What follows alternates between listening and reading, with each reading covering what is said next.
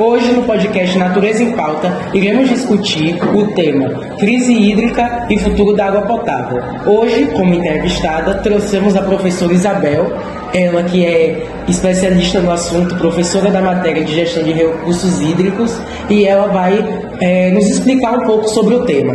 Professora, como primeira pergunta, eu gostaria de saber o que acontece quando chove demais e a cidade ela não tem uma boa gestão da água da chuva? Bem, primeiramente boa tarde também a todos, né? Foi um prazer ser convidada aqui por vocês. A questão da chuva, né? Sem essa gestão adequada, acaba acontecendo os alagamentos, né? O que a gente vê muito, principalmente nos grandes centros urbanos. Devido à poluição, né, a também a questão da irregularidade da coleta de resíduos, e acaba não tendo o devido escoamento e acontece os alagamentos nas vias principais, afetando o trânsito, afetando algumas construções, né, moradias, desabamentos que a gente vê sempre.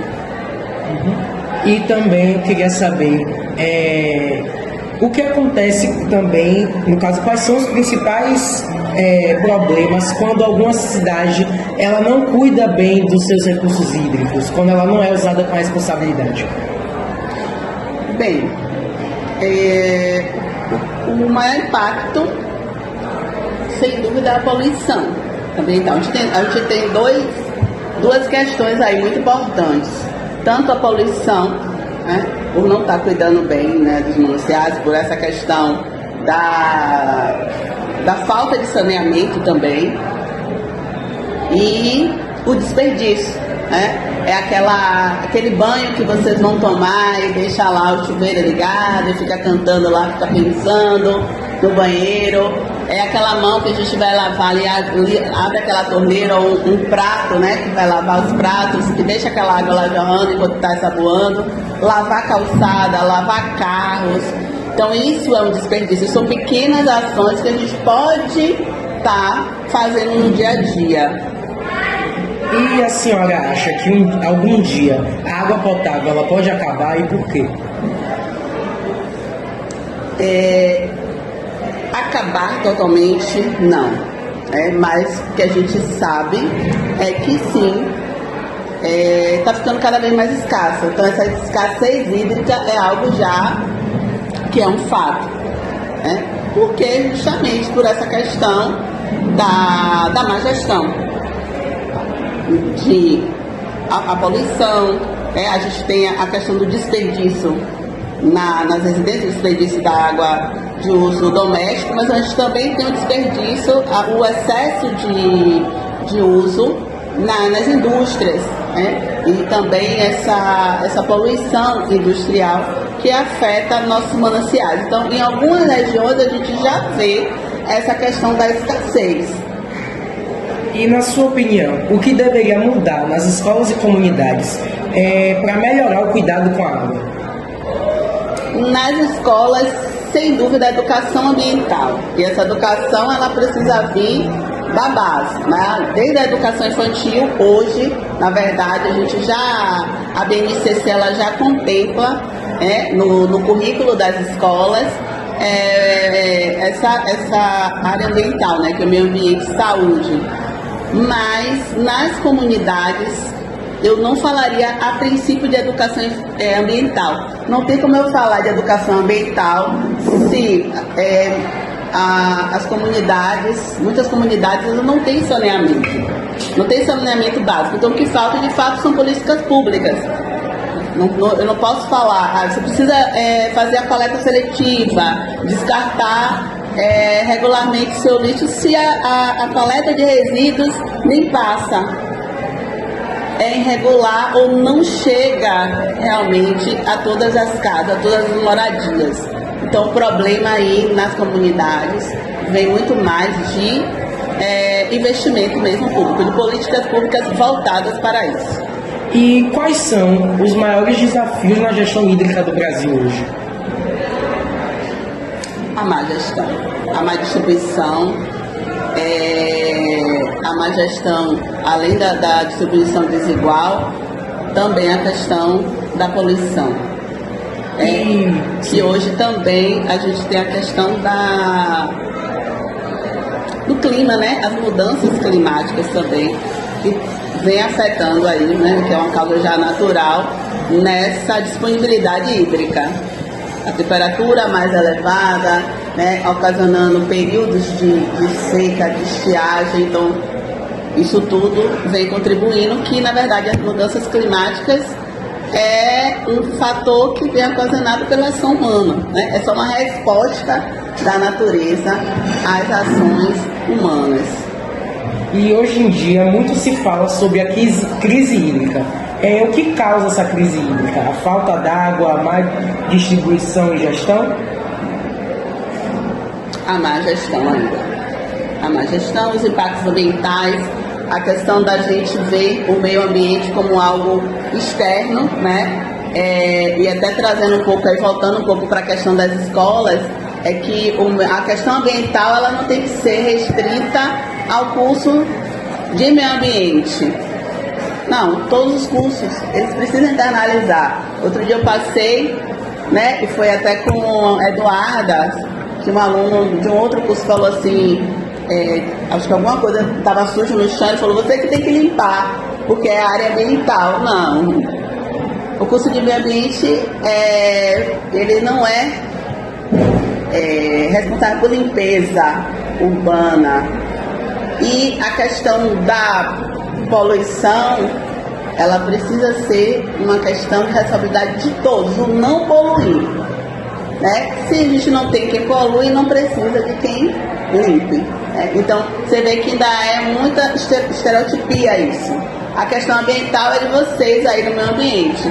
Elétrica, mecânica, química, é uma coisa que não está, né, à parte, né? E a gente pensa muito isso, é muito cultural. Quando eu penso no meio ambiente, eu acho que ali fora é o meio ambiente, mas eu sou o meio ambiente, nós somos o meio ambiente. Tanto é que hoje a gente já fala no socioambiental, né? Porque não tem como você separar a sociedade do ambiente, isso é integrável, é uma coisa só.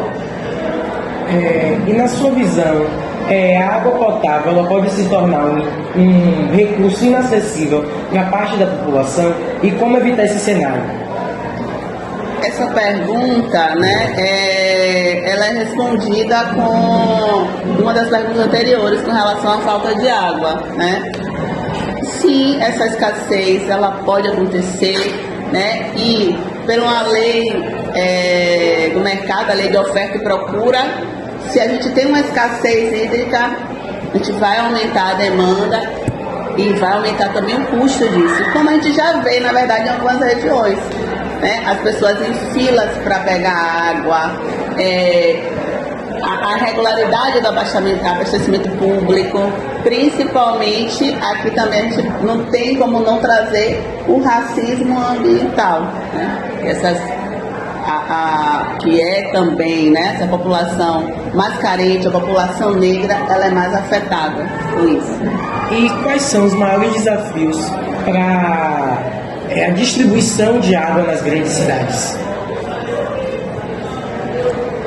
Eu acho que ainda é a questão de ordenamento do solo, né?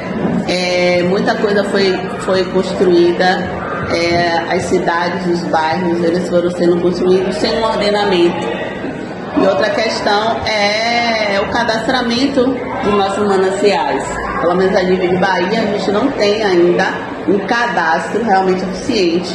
Então, como é que a gente não tem um cadastro de todos os nossos corpos hídricos, como é que a gente vai ter uma gestão 100%? Isso ainda dificulta.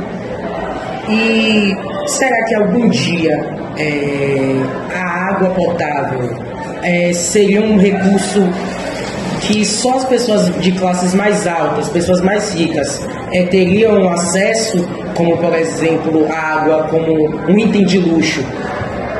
Eu espero que não. Eu acredito em vocês que a gente não vai deixar esse dia chegar.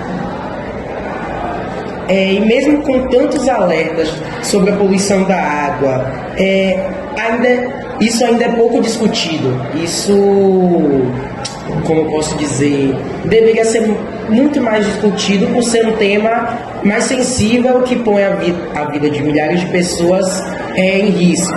E o que a senhora acha que devia mudar sobre isso? Multiplicação desse conhecimento, né? Essa oportunidade que vocês estão aqui tendo, que isso se multiplique. Como eu falei anteriormente, a responsabilidade ambiental ela não pode ficar só dentro de um curso técnico de meio ambiente, dentro de um curso da área ambiental, seja de gestão, da engenharia ambiental, né? A gente precisa multiplicar isso e principalmente as nossas ações, né? O maior incentivador realmente é as nossas ações, é o que a gente faz, que, né, não é à toa que a gente vê aí hoje a questão dos influencers, né? Então vamos lá ser influenciadores também na proteção do meio ambiente. Muito obrigado por participar do nosso podcast. Bem, vocês estão de parabéns, né, por esse trabalho, pelo cuidado, né, pela dedicação. É um tema realmente muito relevante. Também gostaria aqui de deixar os parabéns para a professora da disciplina. É um momento que a gente vê a construção do conhecimento fora, né, da sala de aula. A gente está na escola, mas é uma atividade extra sala de aula e que com certeza agrega muito valor. A minha mensagem eu continuo reafirmando nessa questão, né, que a gente seja multiplicadora mesmo dessa questão ambiental, que aqui não seja só um espaço de que vocês vão ouvir uma teoria para fazer uma prova e sair daqui com um certificado. Não. Eu fiquei muito feliz nas minhas primeiras semanas de aula quando Kalene falou que foi à praia. Não, foi caminho. E viu algo que eu tinha falado na aula e falou pro pai, começou a explicar, né? Então, assim, é isso mesmo. Então, eu fiz assim, poxa, já valeu. Se eu sair hoje aqui da escola, já valeu a minha mensagem, já valeu as minhas aulas, porque é isso aí, é que a gente leve para fora e que a gente consiga contaminar o mundo.